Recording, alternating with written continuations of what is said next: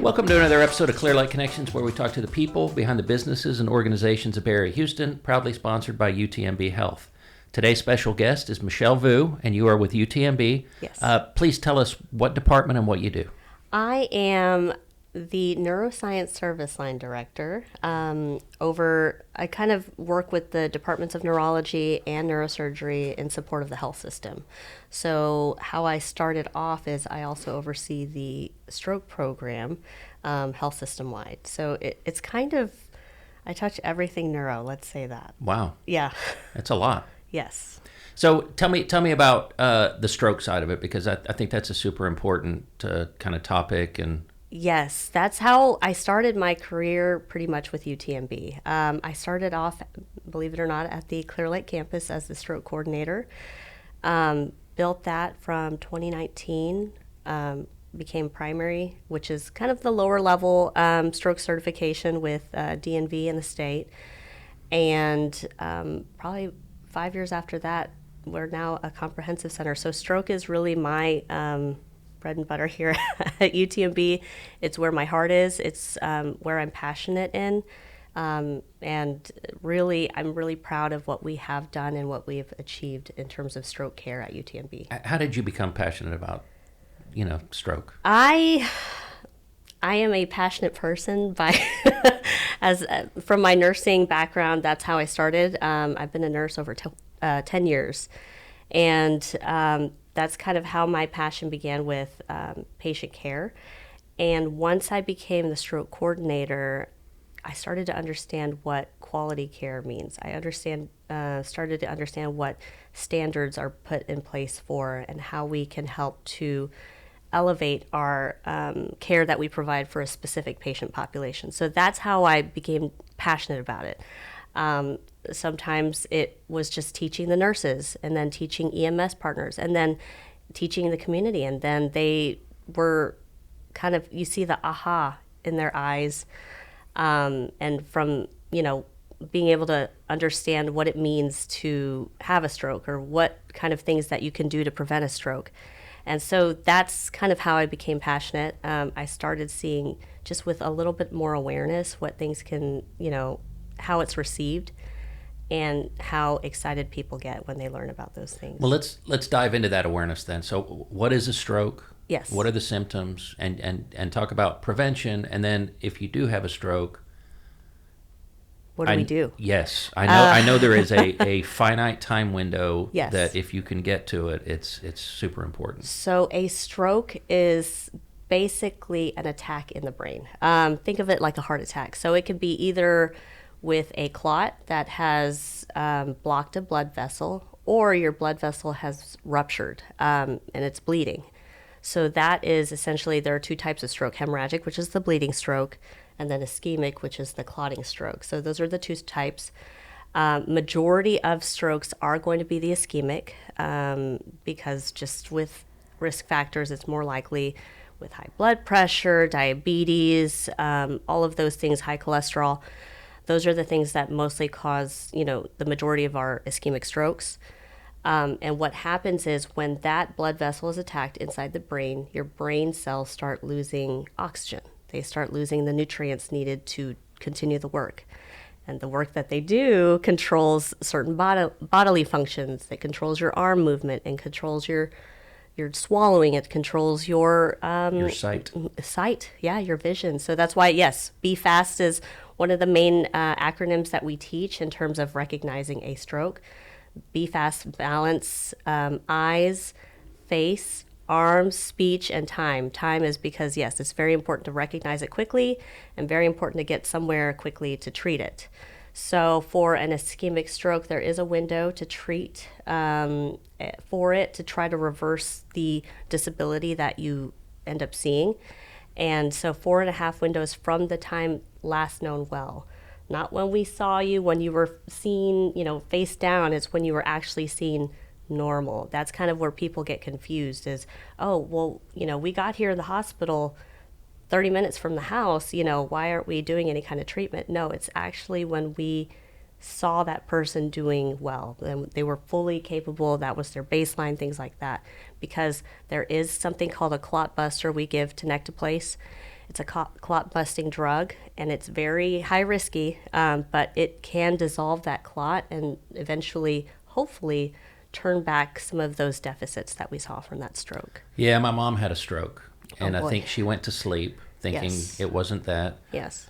Then by the time she woke up, she realized, oh, it was a stroke. She lost part vision, Yes. and then the balance thing that you talked about. Yes. But by then, it's too late. It is. It is. But again, when you have that first stroke, you are at higher risk to have another stroke. But so, for example, I know there's therapies, and Yes. and it got a little better, Yes. obviously. Yes. But I was kind of wondering, because I think hers. What are some of the other ailments that tend to lead to stroke? I think she had a kind of a heart. Yes, AFib. Yes, probably. that was it. It was yes. AFib. So yes, there are several risk factors for stroke. Some of them are pretty common that you'll see as the same risk factors for a heart attack. Yeah. So high blood pressure, diabetes. Of course, AFib is when your heart isn't really pumping as normally as it should. Yeah. And it tends to allow for clots to settle within the heart. And then they can your heart's a big old pump, right? So your heart could eventually pump them out to your brain, pump them to your lungs, pump them to your heart. So it's making sure to manage those risk factors. Yeah. So with AFib, usually you should be on some sort of anticoagulant. You should be following up with your physician regularly, especially if you've got blood pressure. You're already on medication, but your blood pressure is still elevated. It's still a consistent higher level, making sure to follow up with them and saying, hey, I think we need to adjust something. It's not working. Same thing with the cholesterol or diabetes. If you're still uncontrolled with your sugars, even though you're on medication, making sure that you're adjusting it, following up with your physician, tracking it routinely at home, and giving them feedback and saying, hey, this is what, I'm coming up with at home. I don't think this is working right. Can we try something new? And staying on top of it and being an advocate for your own health, that's going to be the main things to try to keep those big diseases at bay. Now, you said you were the stroke coordinator and that you worked carefully with the other nurses. What were some of the kind of things that you had to kind of give them to make them better caretakers? So education, of course, awareness that, hey, we're taking care of a stroke patient. Because they've had their initial stroke already, they're at risk for having another stroke. So be mindful, watch out for those signs and symptoms, be fast. We teach our nurses just as much as we teach our community. Those are the signs and symptoms you need to watch out for. If a patient were to have those even after their initial stroke and we're having new symptoms, maybe we can do something again. Maybe we can give TNK this time to nectarflace, the clot busting drug, this time. Making sure while they're in house, usually we start things like the anticoagulants for if we found AFib, making sure they've got prophylaxis for any kind of DVTs. Usually people stay in the hospital, they kind of lay down a lot, making sure we're getting some medication on board for that to prevent it, or putting on SCDs to help. Because movement prevent. is the best It is. best thing to prevent clots, right? Agreed. And rehab, getting engaged with rehab, making sure that patient is starting their physical therapy as soon as possible, as soon as they're stable enough. But even in the ICU, they can start moving around and doing things with physical therapy, and which is great. We have a great rehab department. They are always, whenever they see a stroke patient, they're like, let's go see them right now. They prioritize those patients because they know the sooner you move, the sooner, you can get back to baseline, things like that. You move it or you lose it, right? So they're really great. They love taking care of those patients. And UTMB has an excellent stroke center, right? Yes, we do. And I'm really proud to say that we are at Clear Lake campus. We achieved our comprehensive stroke designation with the state. That is the highest level of designation. That means we can care and treat not only the ischemic strokes, but also your hemorrhagic strokes. So I was talking a lot about the ischemic treatment, but now we can actually provide care for, well, we have been, but now we've been designated as really great at taking care of that, but the hemorrhagic portion. So a lot of times we talk about the clots and doing the clot busting drug, but not everybody knows so much about what we can do with bleeds, hemorrhagic strokes. So when patients come in with those hemorrhagic strokes, a lot of times they are scary. There's a lot of things you got to do. Sometimes they got to get neurosurgery involved and put a drain in. Sometimes they find that it's an aneurysm that's ruptured, And so they'll go in, sometimes through IR, sometimes through the OR, but sometimes they can go just like they do for a cath. They'll go through your groin and go through all your all the way vessels up. and find that aneurysm that's bleeding, and they'll coil, and they'll try to prevent that aneurysm from bleeding anymore. And so Okay. we can do that at Clear Lake. And so we've been pretty successful. We're really proud to announce that, we've achieved this accomplishment just opening since 2019. So we're really happy. Yeah, we're blessed in this area to have such Yes. good medical facilities. We I really agree. are. I think people take it for granted.